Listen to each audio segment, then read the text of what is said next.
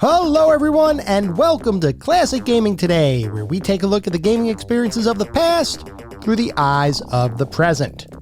I am your host, Tony, and today we will have our very first Shareware Showdown episode featuring Jill of the Jungle, a side-scrolling platform title developed by Epic Mega Games in 1992, versus Duke Nukem, another side-scrolling platform title developed by Apogee Software in 1991, both of those for the Microsoft DOS computer platform. We're going to talk about those games in just a couple minutes, but first, as is usual, just a little bit of housekeeping up front. This is episode number 63. I'm excited to be here. I hope all of you are as well. If you'd like to reach out, let me know how I'm doing, provide feedback, comments, suggestions, or just talk about classic games and technology in general, I would love to hear from you, and there are a few ways you can reach out. I have an X account with the handle @ClassicGamingT. I have an email address, which is classicgamingtoday@gmail.com. And I have a Discord server. The link is in the show notes. Discord is the best way to get in touch with me and the rest of the podcast community. We have a ton of fun out on Discord, including a weekly gaming challenge. This past weekend was all about sun and snow because for some of us, we are getting ready to enter the winter time, while other listeners, depending on where you live, might be getting ready for the summer. So I thought, why not celebrate both by having games focused on sun and snow? Now, usually I would record this segment on Sunday evening right before the show goes live, but I know some of you are aware I have been battling some nasty colds over the past month. Right now, my voice feels fairly good. I don't know if it's going to feel fairly good on Sunday. So I am recording this before Sunday. I do not have the results of the weekend gaming challenge just yet. So this is a little bit different than our normal kind of episode. Just trying to keep my voice going as opposed to losing it, which could potentially happen as the weekend goes on. Anyway, beyond the weekend gaming challenge, we are also kicking off our December monthly challenge. Now, this monthly challenge is a little bit different. Rather than having a bunch of games that we're going to play and get points for, we are going to have a competitive challenge. All of the details are out on Discord, so if that sounds like a fun time, join Discord. The link is in the show notes. It really is a blast. I should also mention that we do have a Patreon. It is patreon.com/classicgamingtoday. If you want even more Classic Gaming Today goodness, patreon.com/classicgamingtoday is where it's at. We have a Patreon exclusive bi-weekly podcast. We are going to be releasing our next episode coming up in just a couple days. That is going to be focused on Once Upon Atari, which is Howard Scott Warshaw's book about the creation of E.T. and the downfall of Atari. Last week's main episode was all about E.T., and I thought, wouldn't it be a great idea to get the story right from the horse's mouth and really go into that? So we're going to have some additional details, a lot of supplemental details beyond what we had in last week's episode. That is our Patreon episode coming up this upcoming Tuesday night, Wednesday morning at midnight. I also want to give a shout out to our Pantheon members of the Patreon. They are ISO, Rich Senewal, David Morton, and Sam Twardowski. Thank you guys for supporting the show. Thank you all for supporting the show. Whether you contribute monetarily or you simply listen on a regular basis, I truly do appreciate all of the support. For anyone who may be new, welcome. I just want to give a brief overview of the anatomy of an episode because, for the most part, all of our episodes follow a very similar format and structure. We will always start by talking about the history of the game in question, the historical context. How was the game made? Why was the game made? And then we move into a pseudo-review kind of section. And I say pseudo-review because it's not like we assign a numerical ranking or star rating or anything like that. But we do look at every single game from several different perspectives. We take a look at the graphics. How does the game look? The sound and music. How does the game sound? The narrative and/or story, if the game has one. Playability and controls, and overall feel. What does it feel like to play the game today versus when it was released 20, 30, maybe even 40 years ago? We do all of that to reach a verdict as far as how well the game holds up today. And to do that, we assign each game to one of several categories. At the very top of our list is the pantheon of classic gaming. If a game reaches the pantheon, you know it is that darn good. It is a certifiable classic. You should drop what you're doing and go out and play those games today. Just beyond the pantheon are our golden oldies. These are still really good games. I still highly recommend them. I think you will absolutely have a great time. They are not quite pantheon level, but they are still really worthwhile experiences, and you still owe it to yourself to play those titles today. Beyond the golden oldies, we reach our mediocre mentions. This is where we start getting into the realm of games that I can't really recommend to the broader population. You may still have a good time, especially if you enjoy the genre in which the game lives. By all means, go for it, but I can't recommend these to the broad gaming population. May have aged a little bit, might have had a couple of issues to begin with. And then beyond the mediocre mentions, we reach the footnotes.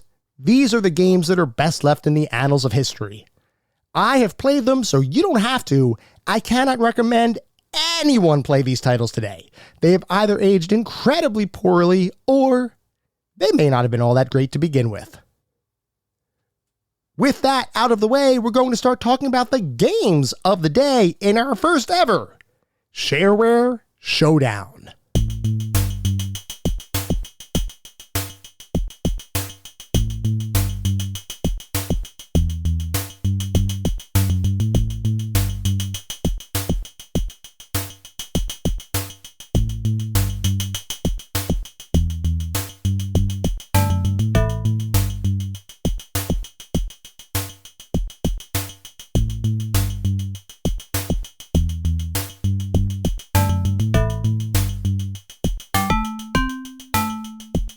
Get ready for our first Shareware Showdown episode featuring Jill of the Jungle, which was a side-scrolling platform title developed by Epic Mega Games in 1992, versus Duke Nukem, a side-scrolling platform title developed by Apogee Software in 1991, both of those for the Microsoft DOS computer platform. Before we can talk about either of our featured attractions, both Jill of the Jungle and Duke Nukem, we need to talk about Shareware itself, which was the method of software distribution that would ultimately be responsible for both Duke and Jill's release, as well as the evolution of the two game companies that would develop Duke Nukem and Jill of the Jungle, Apogee Software and Epic Mega Games. So let's start by talking about Shareware. If you were a computer gamer in the late 80s into the early to mid 90s, I am going to guess that you had some exposure to Shareware, which was one of the more popular forms of software distribution of the time. With Shareware, developers would release a single part of their game for free, oftentimes one episode of a multi-episode experience, with the thought being that if someone really enjoyed that single episode, then he or she would be able to buy the remainder of the game, most often directly from the development company. It was almost similar to a demo disc, except Shareware titles usually provided a pretty good chunk of gameplay in comparison to the majority of demos that have released over the years. While Shareware would really become popular in the early 90s, its origin actually dates all the way back to 1982, which is when a trio of different software developers began to distribute their software in a very different way than what had been the norm. First, though, it's important to remember that software in the early 80s, particularly productivity software packages, were oftentimes incredibly expensive.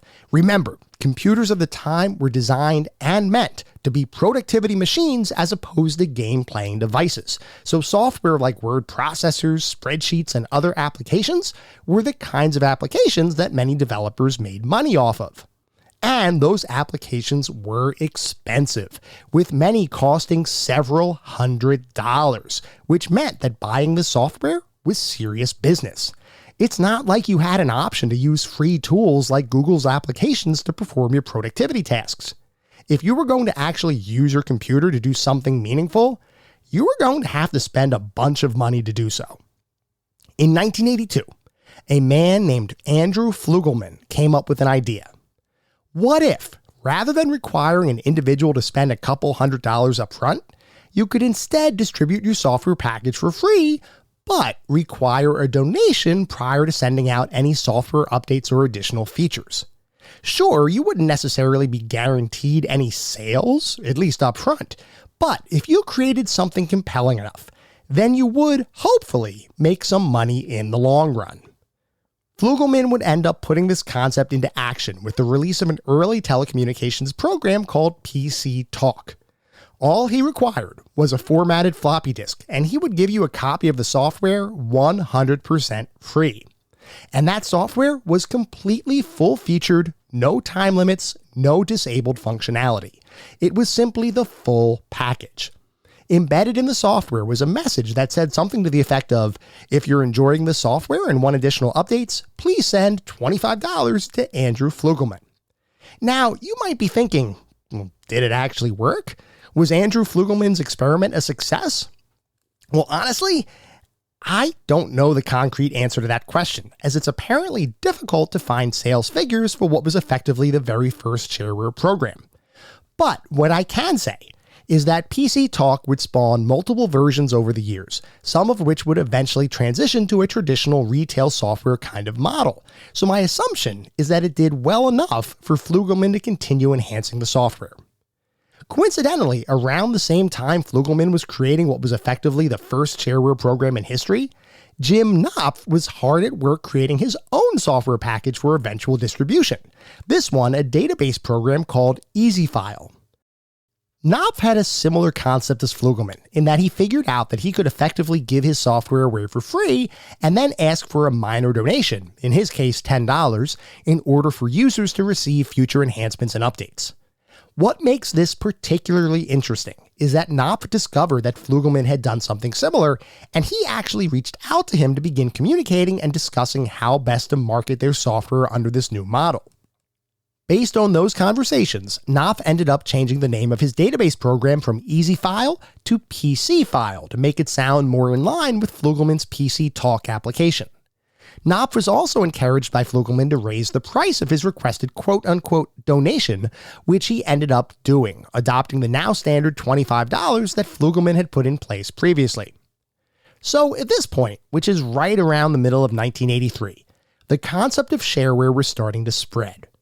But nobody really had a name for this new model of software distribution. The first person to actually coin the word shareware for a form of software distribution was a Microsoft programmer named Bob Wallace, who had created a word processing program called PC Write, which he decided to distribute using the same model that Flugelman and Knopf had pioneered. The only difference was, rather than refer to that distribution method as simply user-supported software, which is what it had been referred to up to this point, Wallace would instead call his program Shareware. Interestingly, the word shareware didn't actually originate with Bob Wallace, but was instead the name of a column in the computer magazine InfoWorld. Wallace liked the name so much that he decided to use it for software distribution, but in reality, he did not come up with the word itself. Anyway, with both the concept of and the word for shareware now in use, a number of developers would begin creating software packages under the same model. And while shareware would start to gain some traction throughout the 1980s, it didn't exactly reach mainstream attention until several years later, when in 1987, a man named Scott Miller decided to apply the concept to games he was beginning to create. Scott Miller had always had a fondness for computers, and he'd often spend hours in his high school computer lab, chatting with other like-minded individuals, playing various games, and, above all else, dreaming about making games of his own. That dream would be placed on hold briefly as he went off to attend college, but it wouldn't take long before he realized that formal schooling was not really his thing. He believed that he'd be able to have a better career simply by working on video games rather than completing school and going off to work at some technology company. So that's exactly what he did. Miller decided to leave his schoolwork behind and focus on becoming a full-fledged video game developer. As a solo developer, Miller began to develop some simple computer games with the hopes of striking a deal with a major game publisher to sell his work. Unfortunately for Miller, that would not come to fruition, as many publishers around this time weren't too keen to work with someone who was a college dropout.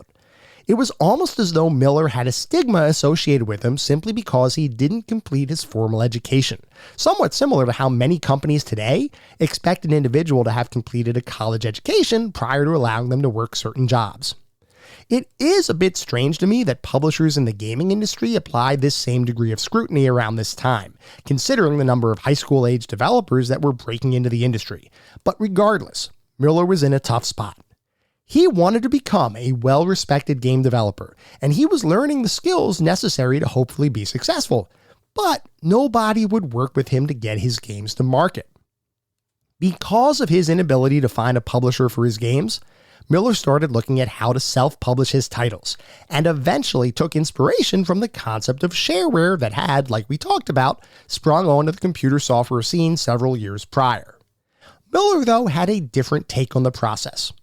Recall that early shareware titles were effectively full-featured releases that depended on voluntary donations from users in order to receive future updates.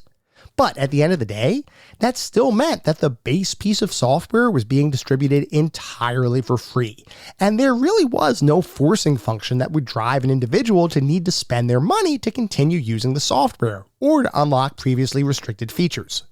If someone liked a given software package, they could simply keep using it, and the only thing they'd be foregoing was technical support and the promise of future enhancements. Making money on shareware releases was in no way a sure thing, as there was no guarantee a developer would ever receive any money for his or her work.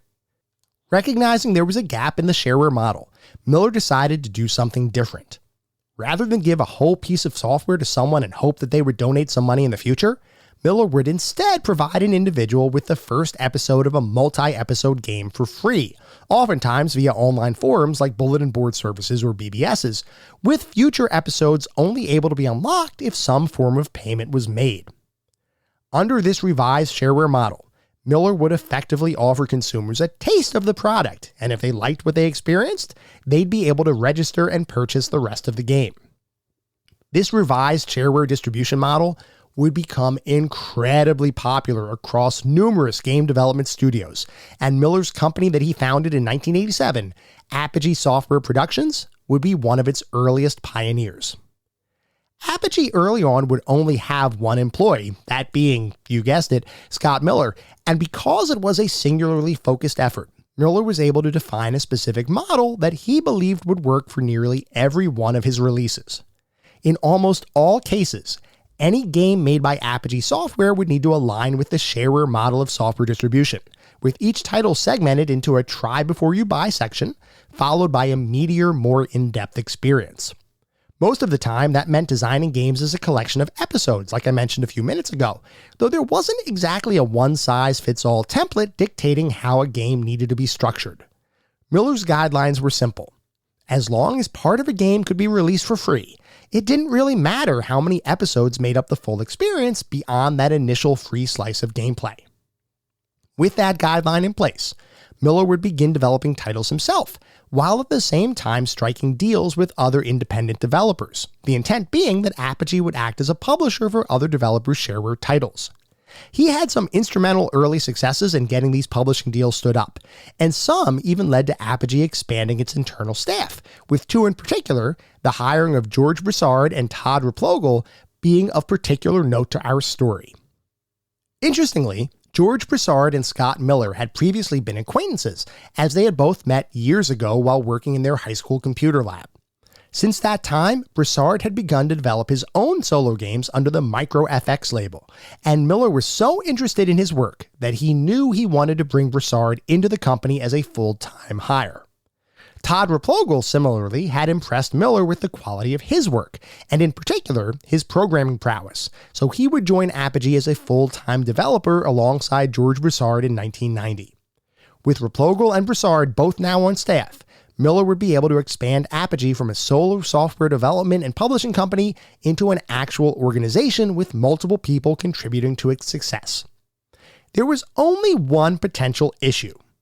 Sure, Apogee as a company was beginning to grow, but now they had to decide what it was they actually wanted to work on. They knew that anything that they made would have to align with the Shareware software distribution model. They just didn't know what that first game was going to be. And here, they would take inspiration from another group of highly talented developers who Miller had worked with previously, that being the early members of id Software. id Software as a company was founded in 1991 by genius developer John Carmack, strategic visionary and programmer John Romero, game designer Tom Hall, and graphic artist Adrian Carmack, and their origin story is incredibly interesting in its own right.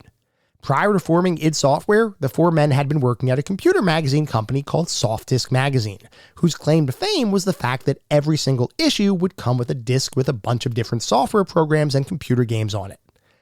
When Softdisk Magazine sprung onto the scene, this method of disc-based distribution was still a novel idea, as magazines from the late 70s into the early 80s would be produced as solely paper periodicals, which meant that if anyone wanted to actually run the programs referenced in those magazines, he or she would need to type the provided source code into their computers themselves, line by line, character by character. This, as you might imagine, was a bit cumbersome and prone to errors, so when magazines that offered discs with preloaded software came onto the market, like Softdisk Magazine, computer users the world over breathed a collective sigh of relief. The crew that would eventually become id Software were responsible for creating games for Softdisk, and that's exactly what they would do for the early portion of their employment. Most of these titles were simple, arcade-like experiences, though eventually, John Carmack would create something that would change the face of computer gaming forever.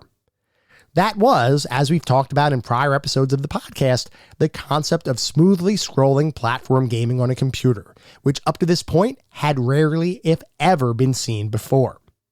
Home video game consoles, like the Nintendo Entertainment System, were built to efficiently move graphics on television screens, so they were able to provide smoothly scrolling gameplay quite easily. Computers, despite the proliferation of games throughout the 80s, were still viewed as primarily productivity machines, and their graphical capabilities paled in comparison to home consoles of the time. Carmack was able to bridge that gap a bit through the creation of smooth side-scrolling technology on a computer, and he and the id Software team would leverage that technology to create their own shareware-based experience, the Commander Keen trilogy. And by the way, if anyone wants to learn more about id Software's founding, I encourage you to check out our prior episode on Commander Keen, as well as several other episodes we have highlighting some of id's classic game catalog. Interestingly though, it would be Scott Miller who would encourage John Carmack, John Romero, and the rest of the id Software crew to strike out on their own and develop a shareware title. And in fact, Apogee Software would become id's publishing partner for the first Commander Keen trilogy of games. Because of that partnership, Miller had a very strong understanding of the work id Software was doing, as well as their technical prowess, and he and the rest of the Apogee team would be heavily inspired by Commander Keen when they began thinking about what their first game as a true multi-person company was going to be. They knew that they wanted to mimic the style of Commander Keen, but they didn't care for the more cutesy aspects of the title. Instead, Apogee wanted to create a game and a main character that was more hardcore than what Commander Keen had been, and to help depict that goal, they would end up codenaming their new game Heavy Metal. As Heavy Metal began to materialize as a concept, Todd Replogle was tasked with creating a smooth side-scrolling platforming engine for the game to run on. There was just one problem. Despite the fact that Replogle was a very talented programmer, he was not exactly sure how to create an engine that would actually be able to smoothly scroll as you made your way through the game world. Luckily for Replogle and the Apogee team, they already had a prior publishing deal with a man who could definitely help them with that engine, that being none other than John Carmack. So Replogle reached out to Carmack, who was gracious enough to show Replogle how he might code an engine like that, while at the same time actually creating a portion of the engine himself, which, by the way, I think is simply awesome. The degree of collaboration between game programmers in the early days of the computer game industry is something I truly admire and wish there was more of today. Anyway, with Carmack's help, Todd Replogle was able to create their side-scrolling platforming engine, and it looked like Heavy Metal was shaping up nicely for release. But there was one additional hurdle to overcome. Scott Miller hated the name Heavy Metal. He had only intended it to be a code name for the game to represent that Apogee was creating a game that was quote-unquote more metal than other computer platforming titles. He never intended for the game to release using that title. Miller and the team began brainstorming ideas, and Miller suggested that perhaps they could name the game after the game's main character, which also meant that they had to come up with a catchy name for that main character. Miller began thinking about it, eventually suggesting the name Duke, which he believed was manly sounding and would fit well in an action-oriented title. Todd Replogle also liked Duke as a first name, and he ended up coming up with Nukem as the last name for the character. The entire Apogee team agreed that this was pretty much a perfect name for an action-driven run-and-gun platforming experience. So from that point on, Heavy Metal would be rebranded as Duke Nukem. Duke Nukem would release in 1991 to a strong critical response, with many news publications praising the game's smooth-scrolling graphics, and some even claiming in later years that Duke Nukem was the best platform game ever made for a computer. It would go on to sell approximately 70,000 copies, and would spawn not just a direct sequel, but would also end up creating a brand new franchise of games, with perhaps the best known and most well respected of the bunch being Duke Nukem 3D, the mid-90s first-person shooter that would take on id Software's Quake, and in the process, thrust one of the most iconic and popular video game characters of all time into the pop culture spotlight. If you want to learn more about Duke Nukem 3D specifically, you should definitely check out our prior episode on it. Independent of its FPS incarnation though, the original Duke Nukem would become a well-respected game in its own right, with gamers often playing into the early hours of the morning, all in an effort to defeat the evil Dr. Proton and save the world from certain doom. Interestingly, while Scott Miller and the Apogee team were working on the creation of Duke Nukem, there was another company that was getting ready to enter the market, led by a man who would eventually become one of the most influential figures in computer and video game history. That company was Epic Mega Games, and that man was Tim Sweeney.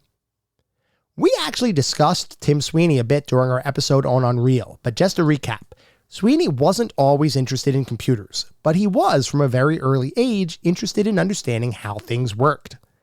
That curiosity led Sweeney to perform a variety of experiments to learn the mechanics behind various machines, with his early life spent taking things apart and trying to reassemble them simply to see if he could figure out their inner workings. This interest would eventually shift to arcade machines of the late 70s, where Sweeney, though not much of a gamer, became intrigued by how these huge cabinets full of electronic hardware and digital instructions could possibly be creating interactive experiences on their embedded glass screens. This intrigue led Sweeney to begin teaching himself a variety of programming languages and computer platforms throughout his pre-teen and teenage years, and in the process, he taught himself how to create games. Now, unlike many aspiring developers of the time, Sweeney had no intent of selling those games he was creating. He viewed them simply as learning tools for him to continue to become more proficient in game development. While he would go to college for mechanical engineering, he never lost his interest in the digital world of games and computer technology, and that interest would result in the creation of a computer consulting firm, Potomac Computer Systems, in 1991. It wouldn't take long, though, before Sweeney realized that computer consultation took a lot of time, and running the business was becoming prohibitively difficult to balance with his other interests. So he decided to stop the computer consulting business, focusing instead on the creation of computer games, and more specifically, the creation of games that could actually be released for gamers to purchase. The first title he'd released to market was an ASCII character-based adventure title called ZZT, which was in fact born out of Sweeney's attempt to create a Pascal text editor that he would actually want to use. While he was creating that editor, he was struck by inspiration, and ended up creating a unique game engine and text character-driven gaming experience that was somewhat reminiscent of the Atari 2600 title Adventure, which interestingly was one of the few games that Sweeney actually enjoyed playing as a child. While ZZT was certainly a primitive game by today's standards, it would still become fairly popular, with Sweeney utilizing Scott Miller's Shareware release model whereby players could get the first episode for free, but would then need to pay for the right for any access to subsequent episodes of the title. Sweeney, incidentally, had actually reached out to Scott Miller in early 1991 seeking advice on how to become a game developer, and Miller provided some guidance and suggestions as a result. It seems like Sweeney took that advice to heart, as ZZT would represent a solid first entry into the computer game market. With ZZT's release, Sweeney realized that he had to think about how best to market his games moving forward. ZZT was effectively self-published by Sweeney's one-man computer consulting company, Potomac Computer Systems, and he realized that in an industry dominated by cool-sounding company names like Apogee and id Software, the name Potomac Computer Systems didn't exactly scream awesome games made here. So he decided to rebrand his company to something that would convey just how awesome his company's games could be, which is when he came up with the company's new moniker, Epic Mega Games. Shortly after releasing ZZT, Sweeney began thinking about the next game he wanted to work on. Believing that a game with high-quality graphics and sound would make more money than games styled similarly to ZZT's more rudimentary text-based visuals and gameplay, he decided that his next title would be much more similar to modern computer platform titles of the time, like id Software's Commander Keen and Apogee's Duke Nukem. With that goal in mind, Sweeney sat down to begin working on his second commercial game, the multi-episode Shareware title, Jill of the Jungle. There was only one problem. Sweeney was an excellent developer, but he didn't really have the skills needed to effectively create art for a game. The only reason he was able to create and release ZZT was because it was an entirely text character-driven interface and game world. If he wanted to create a compelling visual platform title like his contemporaries, he was going to need to include high-quality art with the title. Recognizing this deficit, Sweeney decided to hire 4 more people to work on the title. And with that, Epic Mega Games stopped being a one-person operation and was now an actual full-fledged company. With an actual team in place, work on Jill of the Jungle began in earnest, with Sweeney focusing on the creation of the game's engine and the rest of his staff working on art, animation, and music and sound effects. Sweeney's goal with Jill of the Jungle was simple. He wanted to create a side-scrolling platform action experience similar to other available titles of the time, but he wanted to one-up the rest of the industry and at the same time demonstrate that Epic Mega Games was a company that could compete with the major players in the industry.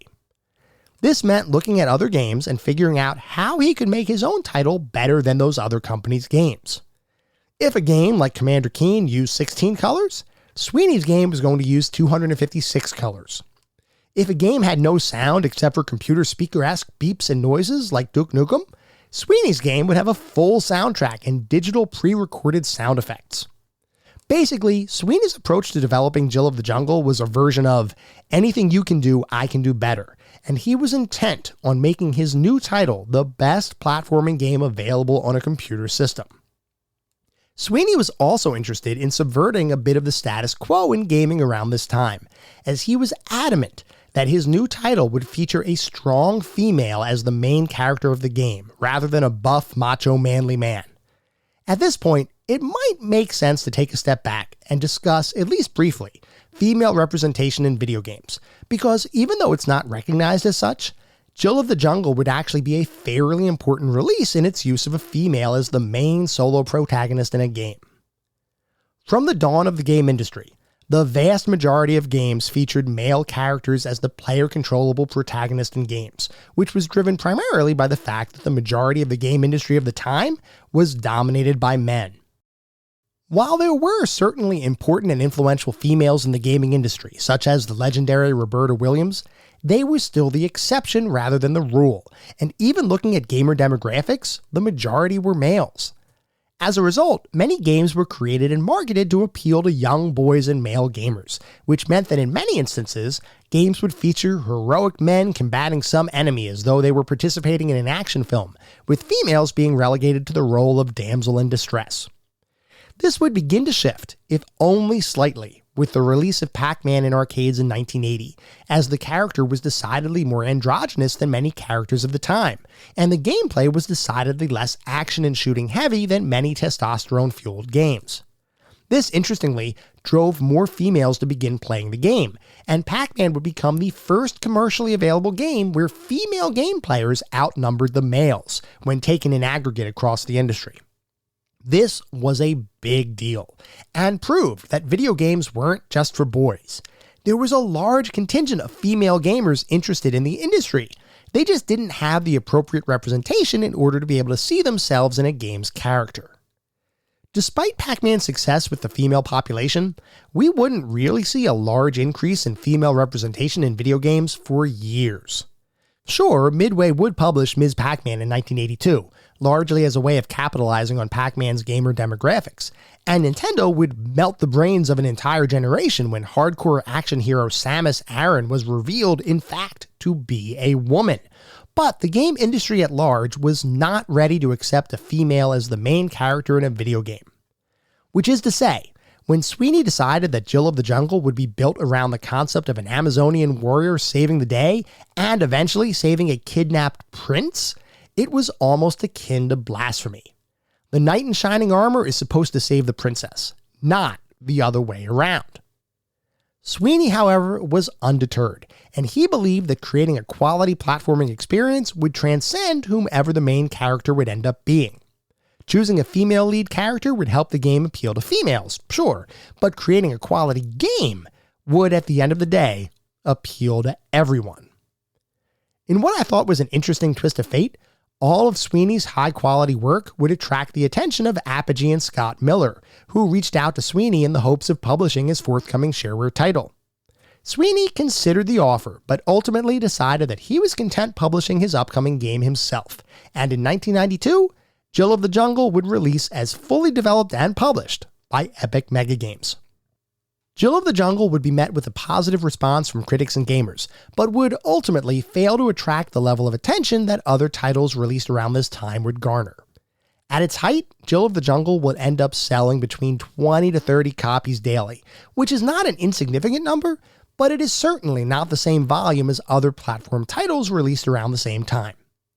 Despite the lack of sales, Jill of the Jungle would be popular enough for work to begin on a sequel to be developed by a company called 6 Pound Sledge Studios and published by Epic Mega Games.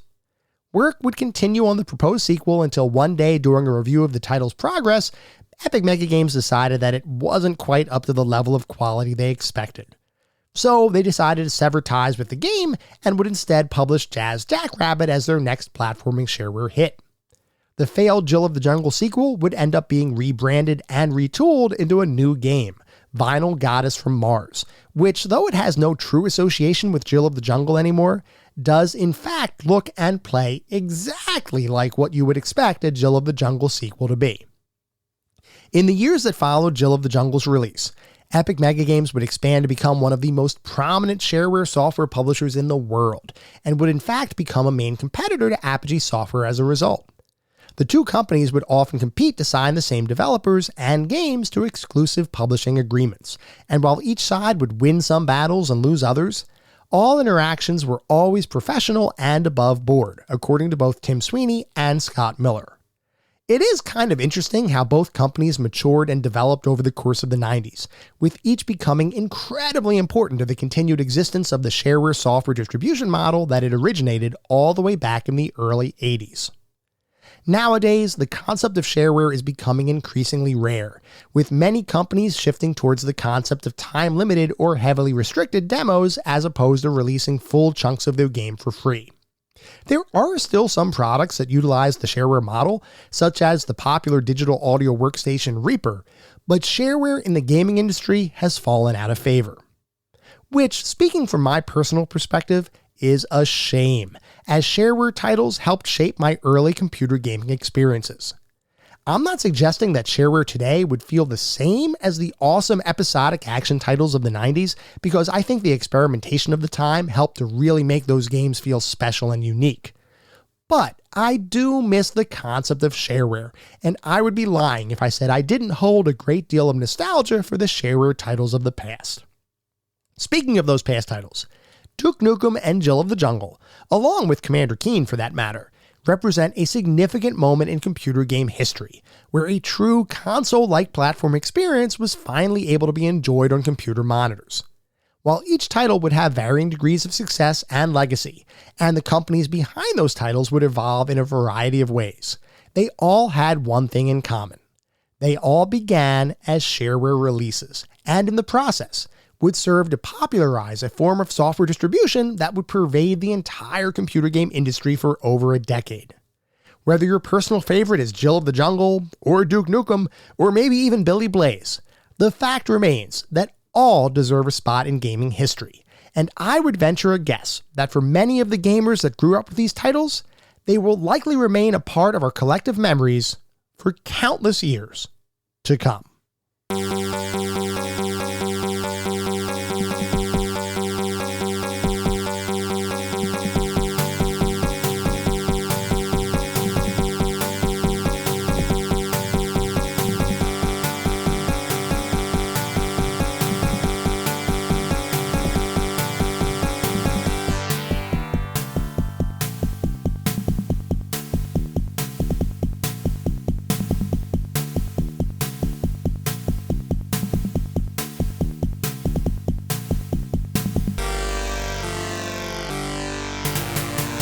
We are now going to shift to start talking about what it feels like to play Jill of the Jungle and Duke Nukem today versus when they were released over 30 years ago, and we're going to throw them into a cage match to see which one reigns supreme. So because we're talking about two action platform titles released around the same time, and both originating as Shareware episodic games, we're going to have a little bit of fun comparing them. We'll start by going through an overview of each game, the core mechanics, the structure, all of that good stuff. Once we finish the overview and begin talking about the more specific aspects of each title, like the graphics, sound, and story, we're going to structure our discussion in the format of a 1 versus 1 kind of fight, where for each category, we'll determine which game beats the other, and the game with the most points at the end will be declared the king or queen of this particular Shareware Showdown. So let's start talking about the games, and I figure it might make the most sense to go in chronological order. So we're going to start by talking about Duke Nukem. In Duke Nukem, you play as Duke Nukem, a super macho action hero type who you'll control to run, jump, and shoot your way through 30 diverse levels across 3 distinct episodes. Each episode consists of 10 levels, and they all have a pretty similar structure. You have to traverse a number of obstacles, defeat a ton of enemies, retrieve various keys, and ultimately make your way to the exit of each stage. Assuming you make your way through all of the stages in a given episode, you'll eventually come upon a boss fight, of which there is one per episode. Each episode's ending boss fight is progressively more challenging than the last, and acts as a nice culmination of that episode's set of levels. As you play the stages in each episode, you'll be able to collect a number of items that will increase your point total, as well as collect various food items to replenish your health, such as sodas and chicken. You do have a life bar in the game, so it's not like it's a one-hit kill kind of scenario, but you do have to watch your hit points to ensure you don't find yourself in a difficult situation with little life remaining. The good news is that if you die, you simply go back to the last hallway that preceded the level you're currently on.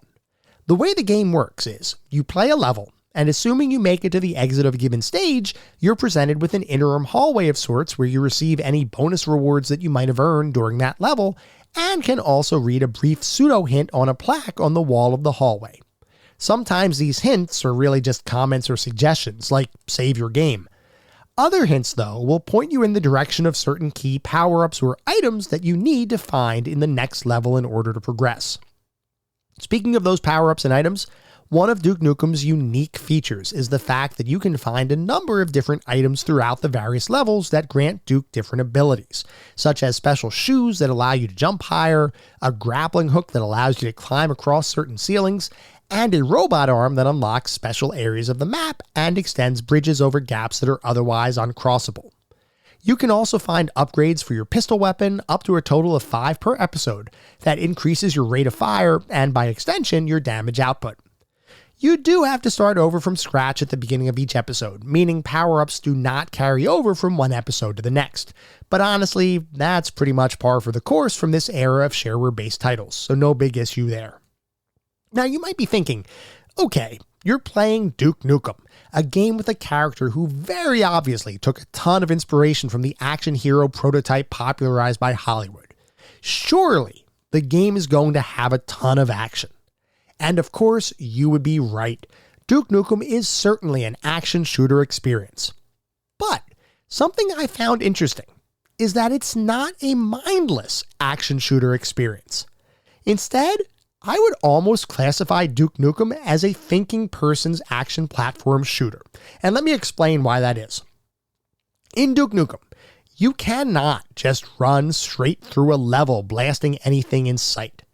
I mean, you can try, and you might have a modicum of success, but it's not really the way I believe the developers intended the game to be played. Rather, Duke Nukem is much more focused on and encourages exploration in each level, as oftentimes there are multiple paths through a given stage, all of which lead to the eventual exit. Some of those paths might lead to additional power-ups that, though unnecessary to complete the game, might make your playthrough a bit easier. So it definitely behooves you to look around rather than simply make a beeline for wherever you assume the exit to be. While playing the game, I also felt like the general pace of gameplay was a bit slower than I expected, which honestly was a good thing. To put it into cinematic terms, it's almost like it's a bit more Die Hard, a little less Rambo, and I truly believe the right way to play the game is to take it just a little bit slower. Take in the sights, and explore every nook and cranny of each level that you can. Power-ups and health replenishing items are fairly plentiful, and many full health replenishment items like the nuclear atom are only found if you explore a bit off the beaten path. So get out there, shoot some alien scum, and have fun doing it.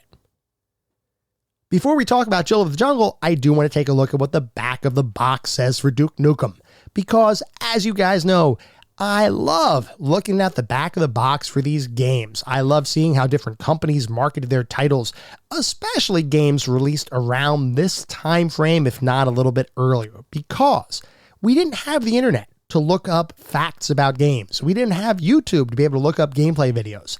A lot of times we may not have even had magazine articles to take a look at reviews. A lot of times we made a buying decision. It was all based on what the back of the box said.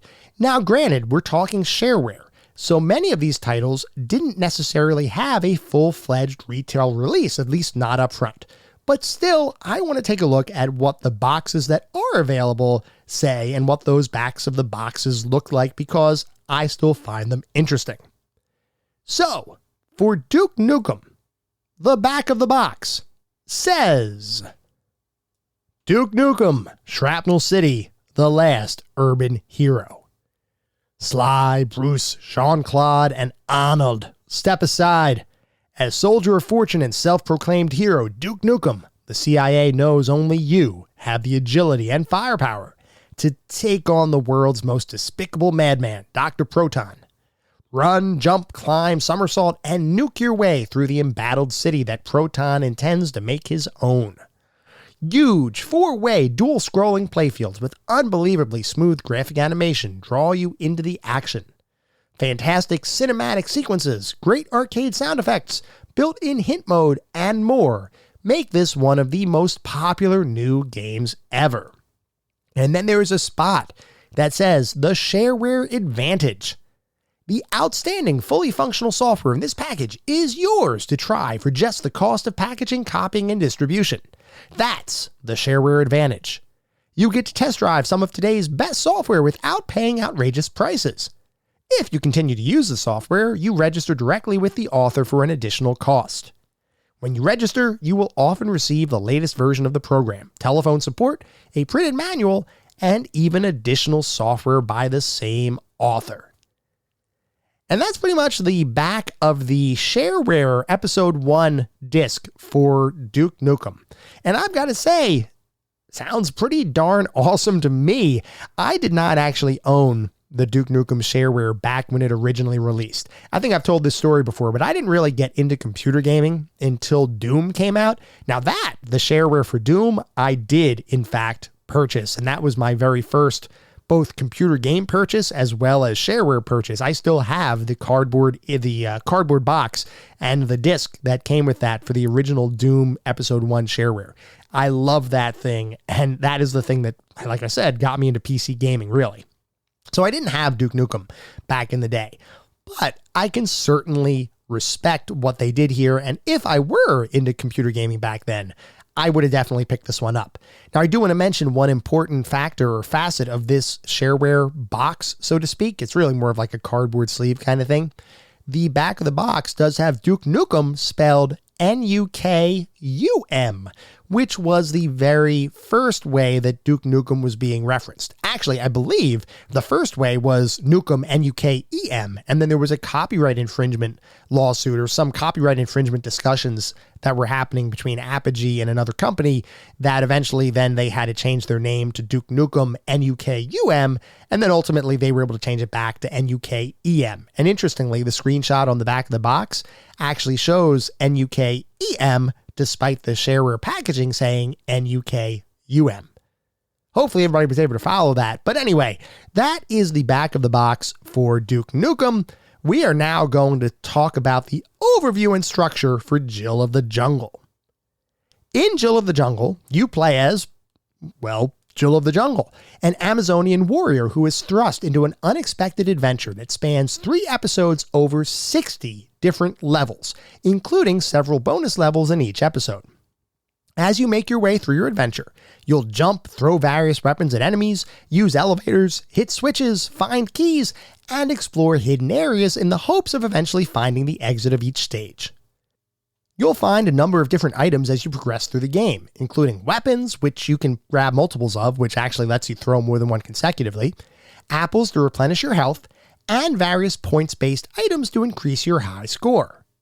Unlike many episodic games of the early 90s, the majority of your inventory is discarded whenever you begin a new stage, as opposed to holding onto your power-ups until you complete a given episode. In this way, the developers made it so that they could tailor the experience of a given level a bit more closely, since they knew exactly what equipment you'd be bringing into a stage, and they could design their encounters around that knowledge.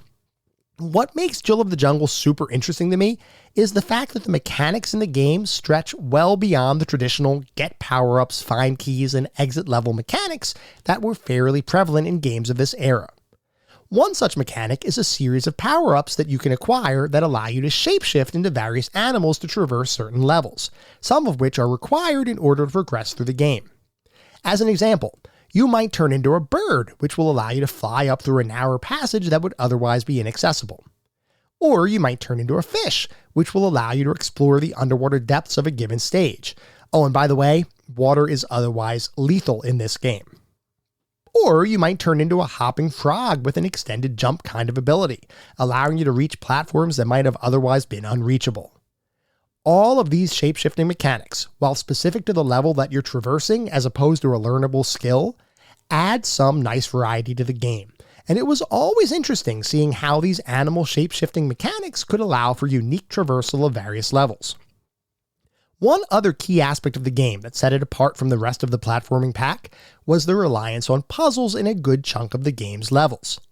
Rather than just have a bunch of stages that require killing all enemies in sight, some stages require you to solve a series of puzzles, or jump challenges, or similar kinds of scenarios in order to progress. I found these sections to be a wonderful change of pace, and I legitimately wondered why other platforming titles didn't have similar puzzle platform style levels in their games. It certainly helped to set Jill of the Jungle apart as a unique experience, and I greatly enjoyed the levels that were more puzzle-centric as opposed to action-heavy experiences. One other item to note is that there were no bosses in Jill of the Jungle. If you make your way to the exit of the final stage of a given episode, that's pretty much it. You've beaten the episode. Now, there was a little interlude stage and animation that would play whenever you finished the last stage of an episode, but otherwise it's not like the game culminates in any sort of big bad boss fight. Which is to say, Jill of the Jungle is focused more so on platforming than it is on fast-paced action. Sure, you get a bunch of weapons that you can use to throw at enemies, and as you acquire multiple copies of a given weapon during a level, you gain the ability to cause even more destruction.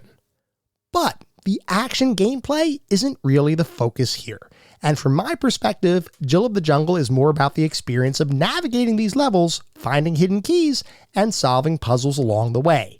And in my opinion, it's a formula that definitely works. So let's take a look at the back of the box for Jill of the Jungle. So for Jill of the Jungle, the back of the box says Wild Beasts, Exotic Settings, and Red Hot Adventure. Now you can own all 3 huge episodes of the mega hit Jill of the Jungle. Sharp color graphics and smooth animation highlight Jill's movements as she runs, jumps, and climbs to avoid dangerous animals and jungle traps, including giant birds and spike-filled pits. You are in control as Jill mystically transforms into a bird, frog, and fish. The action is non-stop, and Jill's quest for the prince provides hours of constantly changing, constantly challenging arcade-style action. No wonder this game has won high praise from customer and critics alike. Then they have a couple of quotes here.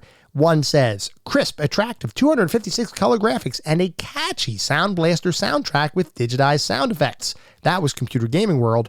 And then Video Games and Computer Entertainment says, exciting action trilogy. Very similar to what you find on many video game console carts. And then, of course, there are some screenshots on the back of the box. And just for awareness, this was the full trilogy retail release box. This was not the Shareware release. So this was actually after all 3 episodes were developed, a trilogy version was released to retail shelves. That's what this back of the box has. And beyond the screenshots, there is an illustrated version of Jill swinging on a vine. So I gotta say, this box kind of does it for me too. I think this one sounded very interesting. I did not have Jill of the Jungle when I was younger either. So my first experience with Jill of the Jungle, at least in earnest, was playing it for this podcast. Same kind of thing with Duke Nukem. I had played both games previously, but I never really sat down to truly play them until I prepared for this episode. So we are now going to move into our cage match between Jill of the Jungle and Duke Nukem as we talk about the specific aspects of each game. So let's start by talking about the graphics. When I sat down to play Duke Nukem, knowing that was only using 16 color graphics, I kind of expected a fairly limited visual experience. But boy was I wrong. The graphics in the title, despite having only 16 colors, were so well designed and so evocative that the environments and enemies really popped off the screen, much more so than I ever expected. This is one of those cases where a quality design can make up for a technical limitation, as Duke Nukem looked really good. The sprite work was large and varied, and you could very clearly see individual details for pretty much every object in the game world. Sure, you're not going to see a ton of high-definition visuals, but in this case, it doesn't matter, as Duke Nukem's style still oozes through. I cannot stress enough how impressed I was with what Apogee was able to do with only 16 colors. Seriously impressive work. Jill of the Jungle, by contrast, had a full VGA color palette at its disposal, meaning 256 colors, which you would think would translate into truly impressive visuals for the time. And yes, from a technical perspective, colors looked clean and environments and enemies all looked good and nicely colored.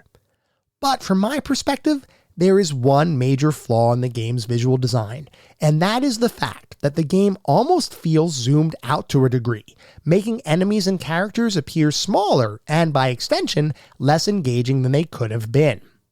Meaning, despite the game utilizing 256 colors for its graphics, the size of the game's sprites make it almost feel like it has less detail than you would expect. If I take a look at Duke Nukem, which features a more zoomed-in approach, the additional details are evident, even only using 16 colors. This is one area where having higher technical capabilities doesn't necessarily translate into a better-looking experience. Jill of the Jungle looks fine, and the design is very clean. It's just not as evocative as Duke Nukem's graphic design. I guess a better way to put it is, Jill of the Jungle looks like a Shareware game, with very clearly defined tiles used to build the game and its world. Duke Nukem looks like the first episode of a retail game distributed via Shareware. It's a subtle difference, but one that is fairly visible when putting the games side by side. I should also mention the animation for both titles. In short, Duke Nukem's animations are pretty darn smooth and play exactly how you would expect a platforming title to play. Jill of the Jungle's animations are okay, but similar to my general comment about the graphics, they feel a bit less detailed, a bit less handcrafted.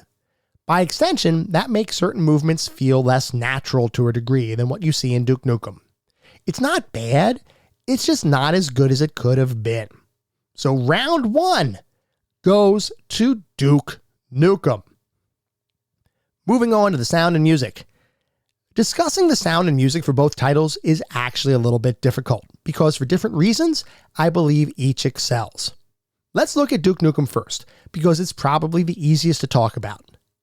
In short, Duke Nukem has no music at all, save for some very brief musical interlude jingles, and all sound effects are effectively PC speaker audio that combines bleeps, boops, and various sound waves to cover every sound you hear in the game, from your laser gunshots to electrical force fields to enemy actions. Obviously, this is not going to be an auditory experience to get your high-fidelity headphones out for. That said, the audio in Duke Nukem all works really well within the context of the game, and it's kind of strange in that the sounds that are there make the game's audio environment feel more expansive than what is really there. I'm not sure exactly how Apogee did it, but I almost forgot I was playing a game with no background music or higher quality sound effects. It sounded really good, despite the limited technical capabilities at play. Jill of the Jungle, similar to our graphics discussion, went a bit further, with a fully composed soundtrack for each level of the game, which all sounded great. The soundtrack here is legitimately good, and even though I never played Jill of the Jungle in earnest before this podcast episode, the music automatically filled me with a sense of nostalgia, simply because of the style of music that the game used, which can best be described as early 90s MIDI. You know the type of music I'm talking about, where instruments don't really sound like real instruments, but were close enough that talented composers could make music that could still evoke great feeling and emotion. I'm not saying Jill of the Jungle's music was an emotional tour de force, but it was all pretty darn nice to listen to. Jill's sound effects, meanwhile, were almost laughably amateur sounding, with each sound effect a digital recording that feels like they were stolen off a sound effect compilation CD from 1992. Seriously, the sound effects in the game are so amateur, from the ridiculous noise that accompanies throwing your knives in episode 2, which I initially thought must have been broken, it was so bad, to the musical "Yeah" chorus that plays every time you pick up a key, to any other number of random sounds throughout the game's levels. Almost every sound outside of the music felt out of place, and similar to the graphics, made the game feel like an amateur shareware title from the early 90s. Now technically, Jill of the Jungle is a shareware title from the early 90s, but it's definitely missing a bit of that professional polish I would have hoped to see. Deciding the winner of this one is tricky, because each game does different things right. I would say that Duke Nukem is the better sounding game overall, but I cannot overlook the fact that Jill of the Jungle did in fact have a full soundtrack, which did enhance the overall experience of playing the game. Because of that fact, I think I have to give this round to Jill of the Jungle, though honestly, it was a pretty close race. So round 2 goes to Jill of the Jungle. Moving on to the narrative and story, both Duke Nukem and Jill of the Jungle feature fairly simple narratives, though pretty much in line with what you would expect from a platforming title. Duke Nukem involves you attempting to save the world from an irradiated madman named Dr. Proton, who is intent on enslaving the world using a fleet of advanced robotic creatures. Across 3 episodes of gameplay, you traverse multiple environments, encountering Dr. Proton in a modern, though devastated Earth city, a moon base populated by enemies, and finally, the future, where you attempt to defeat the evil Doctor once and for all. Jill of the Jungle presents a story where you play as a strong Amazonian warrior and have to traverse multiple jungle environments, including hidden ruins and hell-like landscapes, in order to eventually find a kidnapped prince and hopefully return him to safety before you yourself return to a quiet life in the jungle. While there are no bosses in the game, you do need to defeat various enemies, solve multiple puzzles, and otherwise avoid deadly obstacles en route to saving your prince from certain doom. Let's not beat around the bush here. Both games offer equally simple narratives providing a reason for why you're playing the game, and both plots worked for me. They had just the right amount of backstory to keep you interested in having an overarching goal while not overcomplicating things or getting in the way of each game's core focus, which is obviously the gameplay. I liked both stories for different reasons, and because they are roughly equivalent, albeit with different story beats, I've got to declare this round a tie. Moving on to the playability and controls. Each game controls nearly identically, with dedicated keys for both jump and attack, and a fairly simple movement scheme where the arrow directions on your keyboard correspond to the directions you move in navigating each environment. Honestly, there's not much to talk about here. The controls are about as simple as a platforming title can be, and I have no complaints. Moving into playability though, I do have some comments about each. Duke Nukem is designed such that you need to complete each level in full before you're allowed to progress. While you do have unlimited continues, any progress you make in a given level is lost each time you die. Now you might think that that would lead to frustration, but honestly, the game is so well balanced that you never feel a significant amount of tedium set in due to having to replay a given level. Most levels are pretty short in duration, and overall, the difficulty isn't too crazy either, which lends itself to make the whole experience feel a bit breezier than what many platform titles around the time felt. Jill of the Jungle similarly has unlimited continues, but there are certain maps where your progress is maintained after dying in a level. You do have to go back to the beginning of any level you may be on, but for many of them, you maintain the weapons you may have picked up and enemies you've defeated remain defeated. This makes the game feel like a very light experience, something you can simply pick up and play without much frustration, and I don't imagine many people will find the experience all that difficult, which ultimately is a bit different than how many games around this time were designed. Jill of the Jungle felt designed in such a way that it wanted you to beat the game. It wasn't a pushover, but I truly believe Epic Mega Games wanted almost anyone to be able to make their way through the game. Unlike Duke, whose episodes were all pretty much 100% consistently 10 levels with an end boss, Jill of the Jungle's episodes are all designed just a bit differently from each other, with the first episode having maps connected via another map with portals to various levels, the second episode being one continuous experience where each level leads into the next, and the third episode implementing an overworld map similar to later Commander Keen games.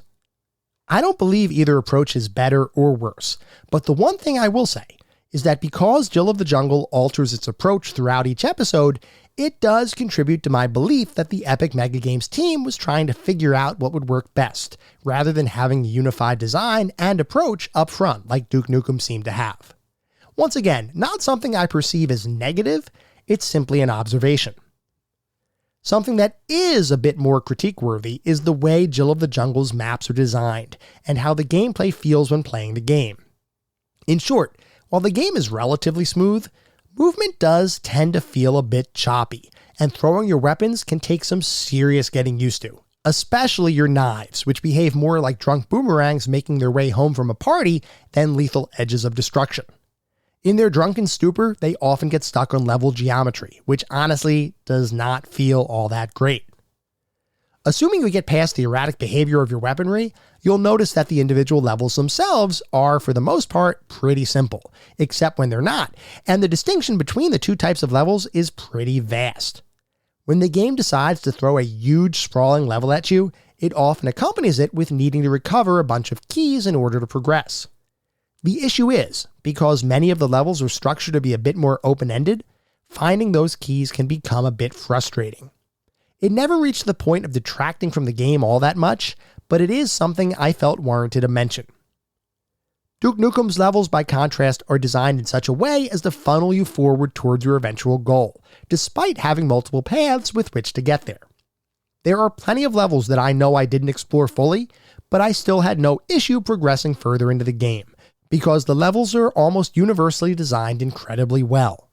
And as you move through those well-designed levels, you'll notice that Duke's weapon feels great to use, avoiding all of the issues that Jill's more diverse weapon set introduces into that game.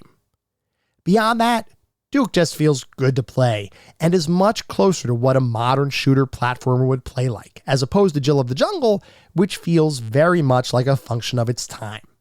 So round 4 goes to Duke Nukem. Moving on to the overall feel, both games feel good to play, and I truly enjoyed the time I spent with each title. That said, for me, Duke Nukem just feels better put together, more polished, more focused, and more professional. Like I mentioned before, Duke felt like a retail product supported by a Shareware release, while Jill feels like a Shareware title that happened to get additional episodes released for it. Both are fun, and both are worthwhile to experience. It's just that one is, from my perspective, better than the other. So round 5 goes to Duke Nukem. So it is pretty obvious that Duke Nukem won this showdown, and it was not particularly close. I felt like Duke Nukem represented the near pinnacle of early 90s PC action platforming, and I honestly loved playing the game. All of the things you might think would hold it back, like only using 16 colors and not having any soundtrack or background music, were entirely forgotten about by the time I got a couple levels into the game. Duke Nukem is one well-designed game, and I think everyone should give it a go to see how one of the most iconic characters in gaming got their start. Therefore, Duke Nukem is the newest addition to our pantheon of classic gaming. It's an incredibly fun, well-designed, and balanced experience, and I believe anyone who gives it a shot will leave with a smile on their face. Jill of the Jungle was also a very fun experience, and I also encourage you all to play this one. But I can't ignore the fact that it somehow feels more dated than Duke Nukem, despite being released later than that game and having a greater degree of technical capabilities available for it. It goes to show that stellar game design can trump advanced technology, and I truly believe that it is the major difference between the two games. Duke Nukem is a game designed by a more veteran team with the better design principles, while Jill of the Jungle represents the sophomore effort of a relatively new game studio who certainly had talent, but had not yet figured out how to create a game with a design that would stand the test of time. You should still play it, but I'd ready yourself for an experience that very much feels like it was created in the early 90s.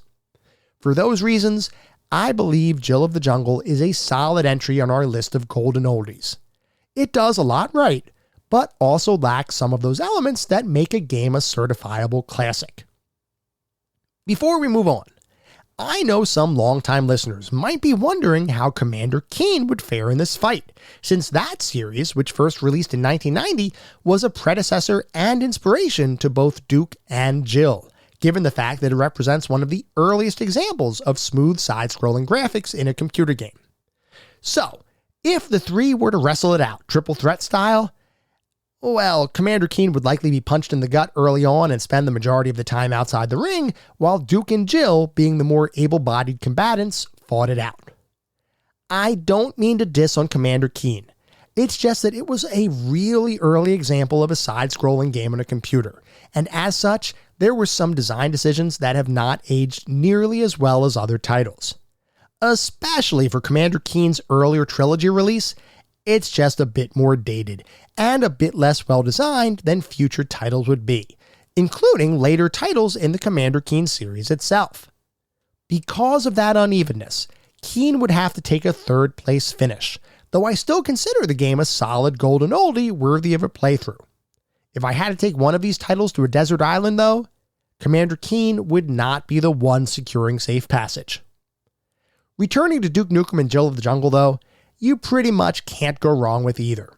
They're both awesome experiences for different reasons, and I truly believe you should give them both a go if you're in the mood for an old-school computer platformer.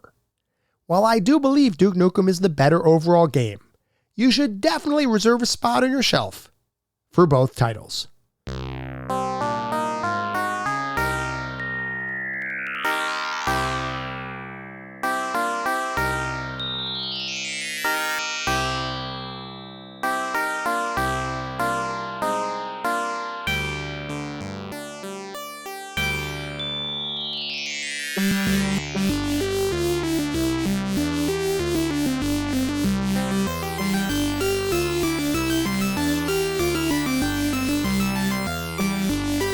That was our Shareware Showdown pitting Jill of the Jungle versus Duke Nukem.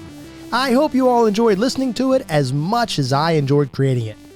If you'd like to reach out, let me know how I'm doing, provide feedback, comments, suggestions, or just talk about classic games and technology in general, I would love to hear from you, and there are a few ways you can reach out. I have an X account with the handle @ClassicGamingT. I have an email address, which is classicgamingtoday@gmail.com, and I have a Discord server. The link is in the show notes. Discord is the best way to get in touch with me and the rest of the community around this podcast. Beyond Discord, we also have a Patreon. That is patreon.com/ClassicGamingToday. So if anybody would like even more Classic Gaming Today goodness, patreon.com/ClassicGamingToday is where it's at. Before we sign off for the week, I do want to mention that our next episode is going to be focused on the point-and-click adventure game Full Throttle, and this is a special one because it is our very first Pantheon patron-sponsored episode. ISO is sponsoring this episode. That means he could pretty much do whatever the heck he wants with it, and I am contractually obligated to follow his lead. Sort of. But anyway, it should be a fun time. We'll be talking about Full Throttle in a week, so feel free to write in if you have any particularly fond or not so fond memories of that experience. At the same time, it would be great if you wouldn't mind to leave me a review. I'm not trying to bolster star counts. This is not about trying to harvest a bunch of 5-star ratings, though if that happens, awesome. That means we're doing something right. No, what this is really all about is making sure that I am delivering the best possible podcast I am. And the only way to do that is to get feedback from the listener community to make sure that there are no gaps and to make sure that I am delivering the content that you all want to listen to. We get new listeners every single day, which is absolutely awesome. I want to make sure that I can continue to make this the best possible podcast that I can. We'll be back in around a week with our next episode focused on Full Throttle. Until then, remember, sometimes the games of the past are just as good, if not better, than the games of today. Goodbye, everyone.